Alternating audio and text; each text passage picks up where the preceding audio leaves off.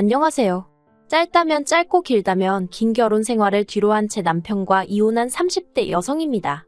가난이 자랑은 아니지만 죄도 아닌데 시부모님도 남편도 절 어찌나 무시하던지 몇몇 주변 지인들은 제가 이런 이야기를 하면 치사하고 더러워도 비위 맞추고 사는 게 여자 팔자라며 저더러 참고 살라대요.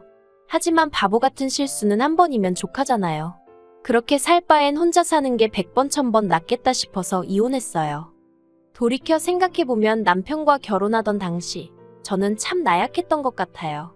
처음 남편과는 26살에 알게 되었는데 그때 저희 친정 형편이 워낙에 좋지 않았습니다. 그렇다 보니 결혼은 물론이고 연애조차 감히 할 엄두가 나질 않더라고요. 하지만 그런 제 사정을 몰랐던 남편은 하루가 멀다 하고 저돌적으로 저에게 대시를 해오대요. 결국 별의별 이유를 들며 남편을 밀어내다가 사실대로 털어놓았습니다. 편찮으신 친정아버지와 병간호에 매달리시는 친정어머니가 계시고 사정이 그렇다 보니 모아둔 돈도 별로 없다. 내가 그나마 내세울 수 있는 건 빚은 없다는 사실 그거 하나뿐이라고요. 그러자 남편이 한다는 말이 누가 결혼하자고 했냐고 일단은 연애라도 해보자는 거예요. 오히려 남편이 별일 아니라는 듯 나와주니까 저도 마음이 한결 가벼워져서 그래 연애라도 해보자 그렇게 시작한 사이였어요.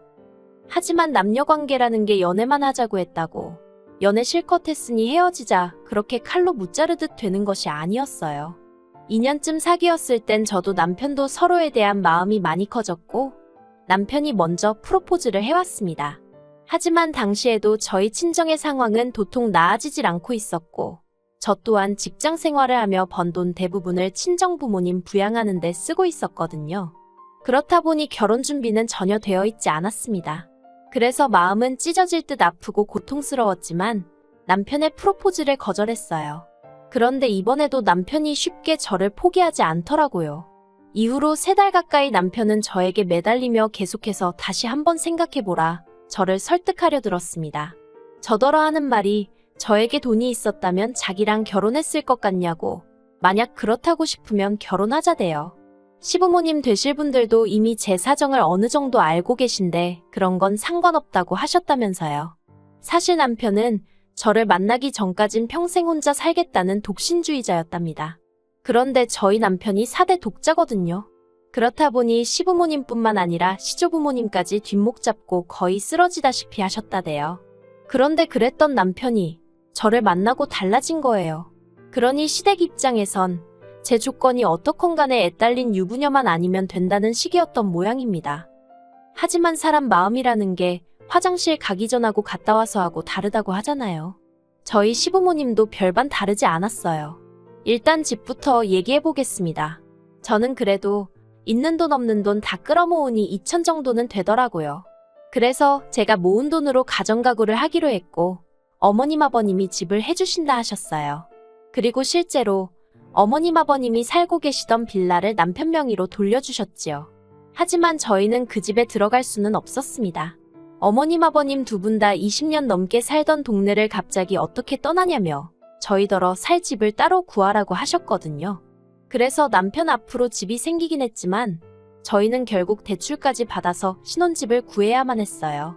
그리고 자격지심 때문이었는지 제가 모아둔 돈도 얼마 없는 상황에서 남편은 얼마나 모아뒀고 그런 걸 먼저 물어보기가 그렇더라고요. 혹시나 제가 남편 재산에 관심 있는 것처럼 보일까봐 무척 조심스러웠어요. 그렇다 보니 남편이 얼마나 모아뒀고 그런 걸 꼼꼼히 따지질 못했네요. 다만 남편이 지나가는 말처럼 1억 좀 안 되게 모았다고 했던 것만 어렴풋이 기억을 하고 있을 뿐이었지요. 그런데 막상 집을 구할 때 보니까 1억은 무슨 5천만 원 좀 넘게 들고 있더라고요. 물론 저보다야 많이 모아둔 건 사실이지만 남편이 저보다 3살이나 많았고 시부모님 가게에서 같이 일을 하며 월급은 넉넉히 받는다고 자기 입으로 몇 번이나 얘기했던지라 솔직히 좀 당황스러웠다고 해야 할까요? 생각보다 대출을 많이 받아야 했거든요. 그래도 평생 못할 것 같은 결혼도 하고 신혼살림을 꾸리기 시작한 이후로는 한동안 모든 것이 즐겁게만 느껴졌습니다. 이렇게 표현하면 어떨지 몰라도 평생 가난한 친정 뒤치다꺼리만 하다가 제 인생이 끝날 것 같았는데 남편을 만나 이후론 한마디로 숨통이 트인 기분이었네요. 하지만 그 좋은 시간은 오래가지 않았어요. 식을 올리고 1년도 채 되지 않은 시점이었는데 어머님이 저를 자꾸 당신 주변 분들 며느리하고 비교를 하기 시작하셨거든요. 누구 집 며느리는 핸드백을 사줬다더라. 누구 집 며느리는 이번에 지 시부모 데리고 해외로 여행을 간다더라. 솔직히 저도 사람인데 아무리 어머님 본인 입으론 그냥 하는 소리라고 하셨지만 왜 눈치가 안 보였겠어요. 그럴 때마다 가시방석에 앉은 것처럼 마음이 불편했답니다. 하지만 돈 없는 죄인이라고 서운하단 티도 못 내고 그냥 속도 없는 사람 마냥 허허실실 웃고만 있었어요. 그러다 시이모 아들이 장가를 가면서 상황은 더 안 좋아졌어요. 시이모 아들은 대기업에 다니던 재원이었는데 같은 회사에서 일하던 여직원과 결혼을 하게 되었거든요. 원래도 어머님하고 시이모 사이가 좋지도 않았던 데다가 어머님이 시이모한테 약간 열등감이라고 해야 할지 그런 감정을 갖고 계신 건 남편에게 들어서 알고 있었습니다. 아무튼 그런 상황에서 시이모 아들이 저보다 훨씬 조건 좋은 여자를 만나서 결혼한단 소리에 어머님이 무척 배 아파하시대요. 염치 없게 들릴 수 있지만 저도 저대로 억울한 면이 없잖아 있었어요. 제 입장에선 까놓고 말해서 공동명의로 해주신 것도 아니고 하다못해 제가 그 집에서 살아본 것도 아니고 결국은 대출은 대출대로 받아서 매달 이자 내고 살기도 바빴으니 집을 받았다는 건 전혀 실감도 나지 않았습니다. 그리고 어찌나 어머님이 본인 입으로 생색을 내시던지 처음엔 죄송한 마음에 제가 거의 한 달치 월급을 털어 금팔찌도 해드렸어요. 그런데 금팔찌 받고 좋아하신 건 정말 이틀이나 갔나? 이후로 또다시 집 해준 걸로 하도 유세를 하셔서 나중엔 오히려 감사한 마음은 고사하고 또 그 소리 하시네. 정말 듣기 싫다 생각밖에 안 들더라고요. 하지만 시이모는 당신 자식 부부한테 서울 외곽이긴 해도 번듯한 아파트 한 채 떡하니 해주셨고 아들내외도 거기서 바로 살림 시작했어요. 대출은커녕 차도 한 대 해주셨답니다. 그러니 여자 쪽에서도 예단이며 꼼꼼하게 잘해갔겠지요. 그런데 어머님은 그런 전후사정은 다 빼놓고 당신 아들이 뭐가 못나서 그런 여자를 못 만나고 저를 만난 건지 모르겠다며 속상하다 소리를 당신 주변 분들한테 어지간히 하고 다니셨더라고요. 하다못해 동네 미용실 주인도 이런 전후사정을 다 알고 있었으니까요. 그래서 남편을 붙잡고 하소연을 했어요. 없는 집 딸인 거 알면서도 괜찮다고 하셔놓고 이제 와서 왜 이렇게 사람을 힘들게 하시는지 모르겠다. 그런데 남편이 보인 반응은 더 충격적이었습니다. 자기도 주변에 장가 잘 간 남자들 보면 부럽대요. 누군 처가에서 가게도 차려주고 골프장 회원권도 끊어주더라면서. 그런 말까지 들으니 정말 남편 하나 믿고 시집온 제 자신이 바보멍청이 같고 이제 이 집에서 믿을 사람 하나 없다는 생각에 그러면 내가 뭐하러 버티고 있나 싶대요. 어머님이고 남편이고 다 똑같은 사람들이란 생각에 한마디 말도 더 섞고 싶지 않았고요.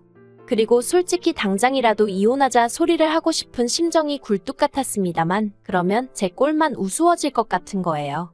그래서 유치하지만 어떻게든 보란듯이 성공해서 후회하게 만들어주고 그 다음에 남편이고 시부모님이고 보기 좋게 차버려야겠다는 생각을 했어요. 저는 고민 끝에 친정어머니께 손을 벌렸습니다. 참고로 친정부모님께 재산이라곤 두 분이 살고 계신 집 한 채가 전부였고 어느 누구보다 그 사실을 잘 알고 있었기 때문에 정말 죄송한 마음이었어요. 그래도 친정어머닌 줄곧 제가 시어머니한테 인정받지 못하는 이유가 다 당신 때문이라 생각하셨기에 제 부탁을 두말 않고 들어주시대요. 집을 담보로 대출 5천만 원을 받아주셨거든요. 그리고 저는 그 돈으로 작은 사업을 시작했습니다. 원래 다니던 직장은 출판사였고 거기서 편집일을 담당했었는데 일을 하면서 언젠가 기회가 되면 도전해볼 요량으로 제 나름대로 사업 아이템을 구상해 놓은 게 있었거든요. 그리고 그때부터 하루에 4시간도 못 자가면서 일을 해나갔어요. 남편은 제가 사업을 한다는 걸 우습게 생각했기에 직장을 관두는 걸 반대하더라고요.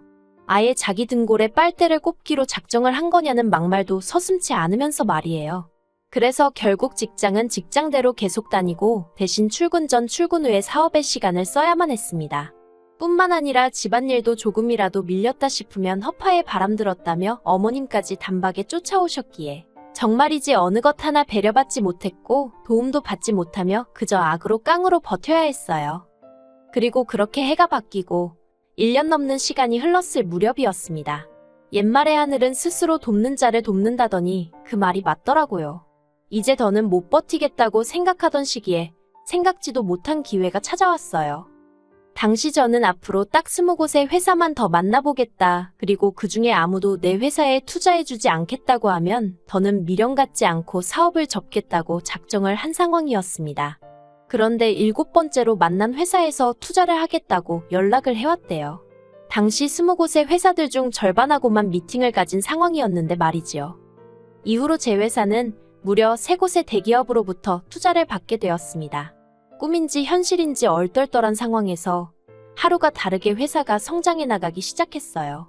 그리고는 심지어 언론의 주목을 받고 대한민국을 대표하는 상도 받게 되었네요. 제가 무슨 사업을 하는지 정확히 말씀드리긴 어려워요. 워낙 국내에서 드문 사업 모델이다 보니 아직 여러 가지로 조심스러워서요. 그리고 마침내 남편과 이혼을 결심했던 날이었습니다. 어머님, 아버님 그리고 남편까지 집으로 모이라 했어요. 할 이야기가 있다고요. 그때도 저희 시부모님이나 남편 다들 제가 무슨 사업을 하는지 관심도 없었고 제대로 알지도 못하는 상황이었지요. 그런 사람들을 모아놓고는 제 회사가 나온 잡지와 신문들을 들이밀었습니다. 처음엔 황당해하던 시부모님도 남편도 이내 꼼꼼히 내용을 읽어보기 시작하더니 금세 태도를 달리하더라고요. 특히 어머님이 보이신 반응은 가관이었습니다. 당장 좀 전까지도 차려놓은 것도 없으면서 시부모를 오라가라 하느냐고 있는 대로 짜증을 내셔놓고는 대뜸 저더러 그동안 고생 많이 했겠다며 수고했다 하시는 게 아니겠어요? 아버님도 언젠가 제가 사고 한번 제대로 칠 줄 알았다면서 잡지며 신문기사를 당신 핸드폰으로 찍으시고 지인한테 전화하시고 그리고 무엇보다 남편이 보인 반응은 어이가 없었어요. 그러면 이제 자기는 뭘 하면 되냐는 거예요. 자기가 대표를 하고 저더러 경영을 하면 되겠다면서 제가 황당해서 당신이 왜 대표를 하냐고 물었더니 원래 사업 같은 건 대표가 남자라고 해야 사람들이 신뢰를 갖는다나요. 어이가 없어서 그럴 일은 없을 거라고 딱 잘라 말했습니다. 제가 이렇게 다들 모이라고 한 건 오늘 남편과 이혼한다는 말을 하려고 그런 거란 말을 덧붙이면서 말이에요. 그러자 어머님이 그게 무슨 소리냐면서 뜬금없이 무슨 이혼이냐고. 이제 사업도 잘 풀렸는데 그러면 잘 살 생각을 해야지 이혼이 말이나 되냐면서 목소리를 높이셨습니다. 아버님도 저더러 여자가 이혼 소리 하는 거 아니라고 어른들 모셔놓고서는 별말 같지도 않은 소리를 한다면서 화를 내셨지요. 그리고 이내 남편이 제 손목을 잡아 끌고 안방으로 가자대요. 그렇게 방문이 닫혔고 전 팔짱을 낀 채로 남편을 가만히 쳐다봤어요. 그리고 제 속내를 파악하지 못한 남편은 갑자기 이러는 이유가 뭐냐면서 대화로 풀자는 거예요. 그래서 제가 풀고 말고 할 것도 없다고 단지 당신과 결혼하고 난 이후로 지금까지 거진 3년 가까이 가난한 친정을 뒀단 이유로 얼마나 내가 무시를 당했냐고 그 시간이 떠오른다고 했어요. 그리고 그 시간 덕분에 내가 여기까지 올 수 있었던 것 같다며 남편에게 고맙다고 했지요. 남편은 이혼은 절대 못한다 하면서도 이혼하면 사업의 절반을 자기한테 줘야 하는 건 알고 있냐며 이죽거렸어요. 부부 생활 기간에 일군 사업인 만큼 절반은 자기 몫이라면서요. 하지만 남편이 보탬이 된 것도 전혀 없었고 하다못해 사업을 시작하게 된 자금마저 친정어머니에게 빌려서 상환하였으니 그리고 무엇보다도 남편에게 이혼 이야기를 꺼냈을 땐 이미 법적으로 반년 이상 알아보고 만일의 경우를 대비해 조치도 다 해놓은 상황이었거든요.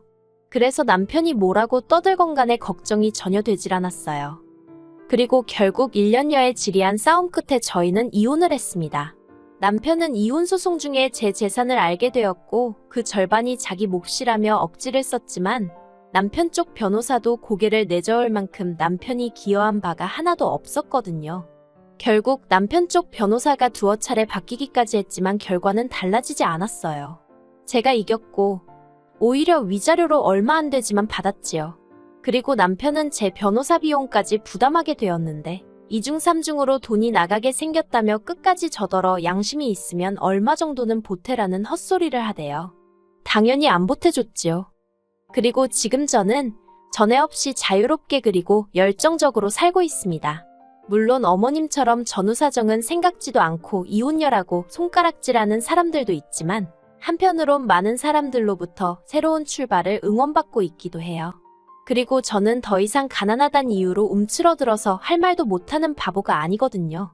저는 이제 제 능력을 믿기에 앞으론 꽃길만 걷게 될 거라고 확신합니다.